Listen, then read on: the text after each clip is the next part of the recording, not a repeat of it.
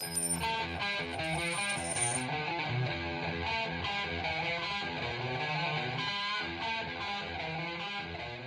back to another Coin Mojo video.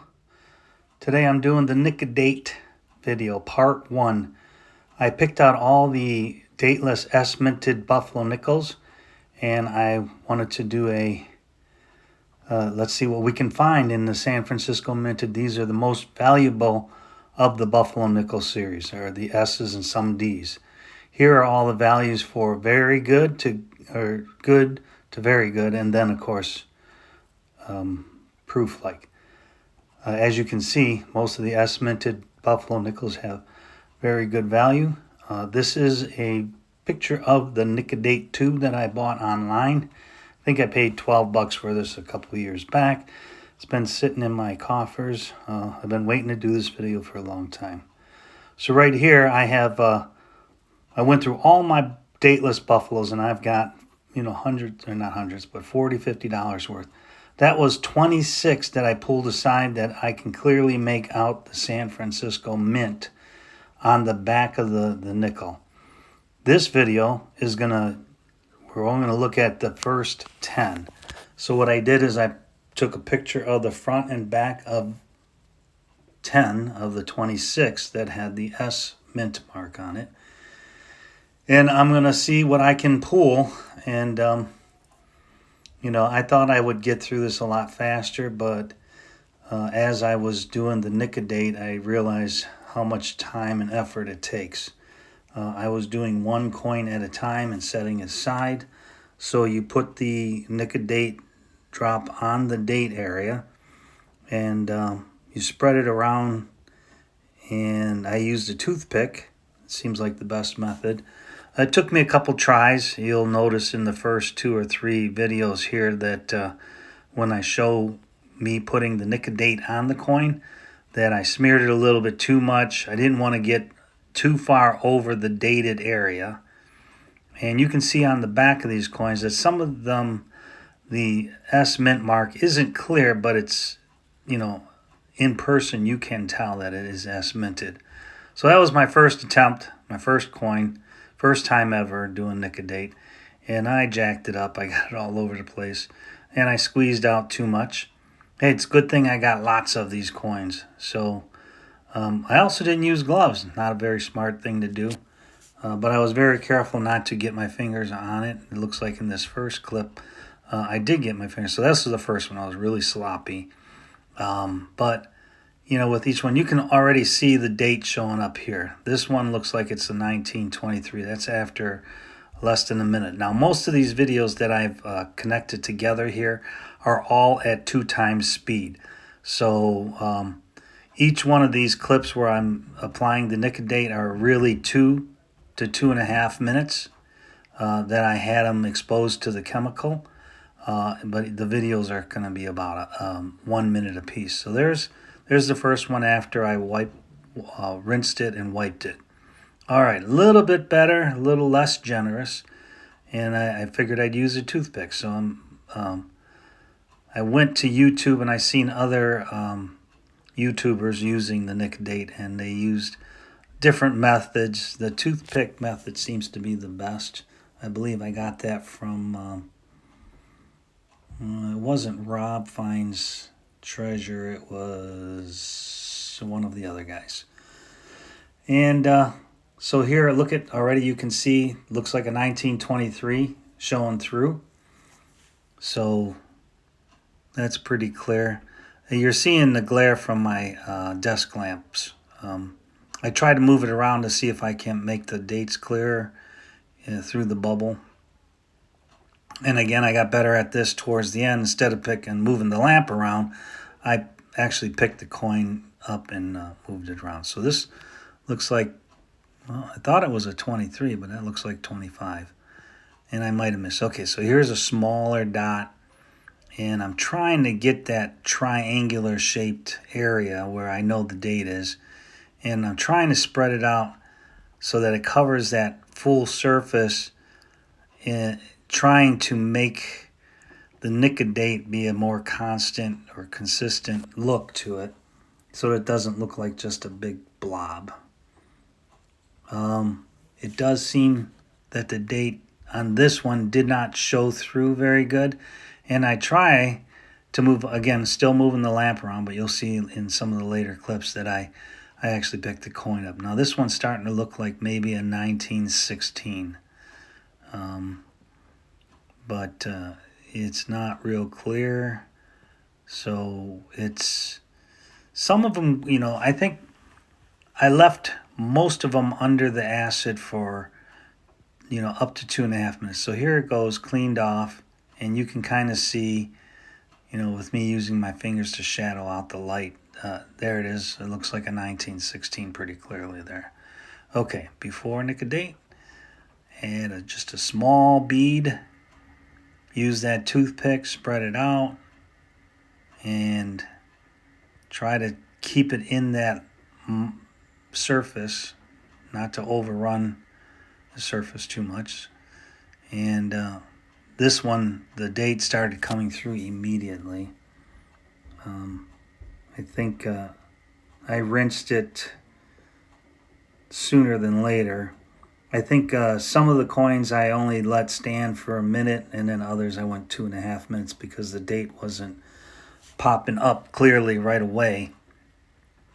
So I try to give you the image of me applying the NIC-A-DATE, and then immediately after I rinse and wipe. And I did 10 coins in this video. I had 26 of the San Francisco minted, or at least what I can tell were San Francisco minted. And I wanted to do these because these are the most worthy of, you know, trying to restore the date, because those become much more valuable in the end. Now, I think it was Rob Finds Treasure that said that in his NIC-A-DATE video that he filmed 2 years ago, that a S-minted coin in G4 condition that may be worth $30 would only be worth 20% of that with the NIC-A-DATE applied to it. So a $30 coin would be reduced to $6. It's still not bad, because without the date, the coin's really worthless. I don't feel like I damaged the coin. I think I rescued the coin. Now, I don't know if there's any other way to do this, but this is my first effort. And you can already see that after 4 or 5 tries, I got better at the application. And it's amazing how the date does start to show through within the first 30 seconds on many of these coins. So now here you see, instead of me moving the lamp around, I'm actually moving the coin around, and as I tilted this towards that way, you can start to see the date much better. And I found in the bunch, I think this one's a 1916 here.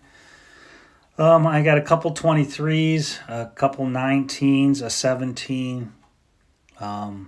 I didn't get any 13s in this batch. I did get one 1914. The very last coin you'll see here was a 1914, and it came out really nice, and the date started to show through almost instantly.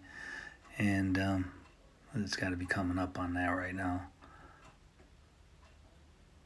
Yeah, I just use the tip of that toothpick to kind of try to trace out the edges of the mounded area where the date is. And I can't see because my recording, I'm overdubbing, and ironically the recording emblem sits right over the image I'm trying to see here. But definitely the 1914 is a good date, and I think it's more like a $20 coin if in G4, but without the date, you don't know what it is, right? So adding the NIC-A-DATE to a $20 coin reduces it to a $4 coin. I'll take $4 for a coin that was worth a nickel before I started. And I don't know if there's a market. I do sell on eBay, so I may try and package up a run, you know, after I do these. And there's a 1917. So these are, again, all San Francisco minted. And you know, it was funny too because you couldn't really tell that that was a 1917 under the acid, right? I mean, it looked like it was a 1919 or something else, but after rinsing and wiping it, the date became, you know, it looked different than what I thought I was gonna get. Here, this is what is that, a 1916?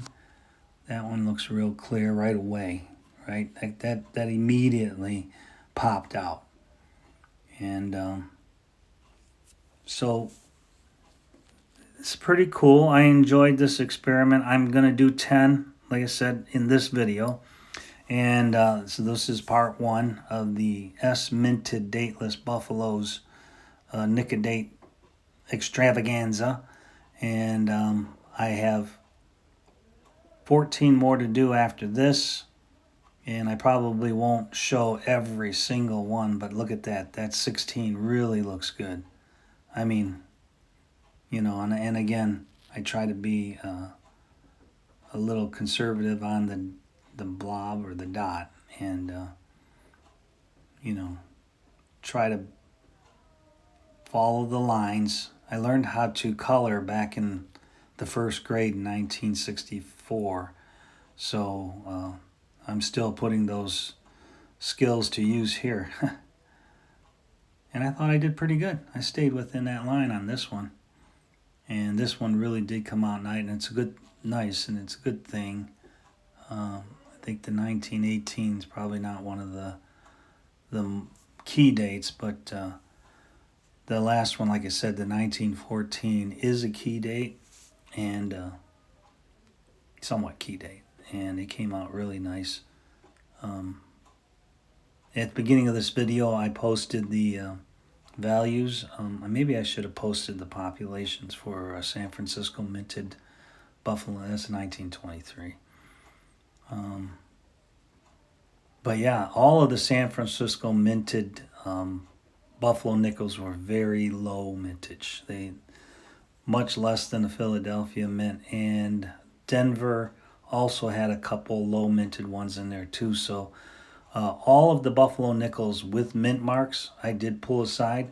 I'm going to do all the S-minted ones first. There's your 1914, very clear and immediately shown through.